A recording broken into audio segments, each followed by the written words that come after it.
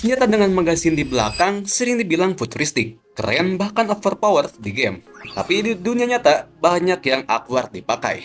Dari yang dipakai militer dunia sampai yang aneh banget kayak eksperimen Soviet, hari ini kita bakal bahas, kita bakal bikin tier list senjata bullpup berdasarkan performa asli dan performa versi gamer. Bullpup itu desain di mana magazin dan mekanisme ditempatkan di belakang trigger. Tujuannya biar senjata tetap pendek dengan laras yang panjang. Tapi nggak semua bullpup itu enak dipakai. Yang pertama ada Steyr AUG. Pada tahun 1977, Austria oleh Horst Wesp dan tim Steyr. Sejarahnya masuk pada tahun 1977 di Austria, salah satu bullpup pertama yang benar-benar sukses secara global dan dan dipakai banyak negara dan jadi simbol senjata modern era 80 sampai 90-an. Senjata ini bagus di akurasi dan stabilitas, modular banget dengan desain yang compact tapi laras panjang dan punya banyak seri. Kekurangannya, triggernya terkenal mushy, kurang enak, sulit dipakai oleh pengguna kidal, maintenance-nya agak ribet. Di game biasanya jadi rival yang balance, stabil, akurat, tapi bukan paling sakit. Ini salah satu bullpup yang benar-benar works ya, bukan cuma gimmick. Jadi kita masukin ke tier A. Hey, not bad. Selanjutnya ada FAMAS 1978 Prancis oleh Giat Industries.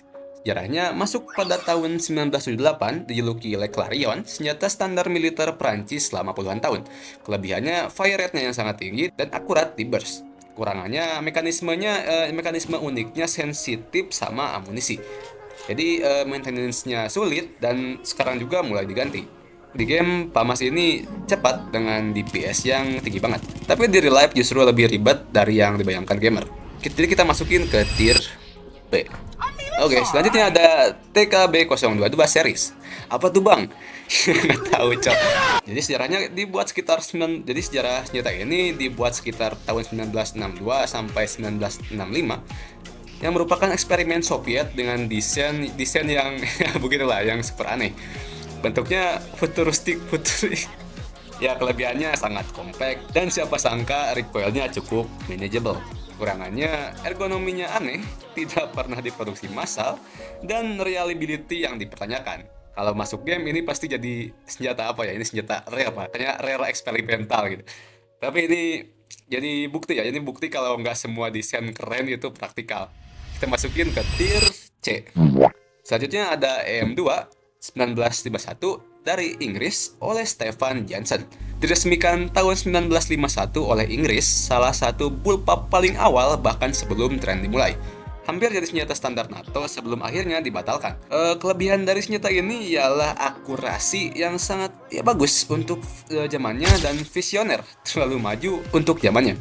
Kurangannya ada di politik NATO yang bikin senjata ini jadi gagal dan produksinya yang terbatas. Kayaknya juga jarang muncul ya di game, tapi ini ada di GFL dan senjata ini gagal bukan karena jelek ya, tapi karena politik. Dan jujur versi di GFL-nya ini aduh imut banget cuy. Oke, karena ada animenya kita masukin ke tier A. Selanjutnya ada OTX 14 Groza 1994 dari Rusia oleh KBP Instrument Design Bureau. Sejarahnya dibuat tahun 1994 untuk pasukan khusus Rusia, dirancang untuk urban combat dan jarak dekat. Kelebihannya senjata ini adalah compact, bisa dipakai suppressor dan grenade launcher dengan power yang besar serta pelurunya gini nih, pelurunya yang ini. Nah, kekurangannya jarak efektif yang terbatas serta ergonominya yang kurang nyaman. Di game ini sering jadi AR hybrid yang OP di jarak dekat, tapi aku pribadi sering pakai scope jauh di senjata ini. Ya aneh sih, tapi ya bebas lah. Jadi E-tier. Selanjutnya ada KBZ 1995 dari Cina oleh Norinco. Masuk 1995 sebagai standar militer China, digunakan oleh salah satu militer terbesar di dunia. Kelebihannya ada di senjata ini ringan, compact, dan produksinya yang massal. Kekurangannya ada di ergonominya yang dikritik kurang enak, juga tidak ramah untuk pengguna kidal. Di game biasanya ini jadi rival standar, stabil tapi nggak terlalu spesial, dan dipakai luas ya, tapi bukan yang paling dicintai. B-tier.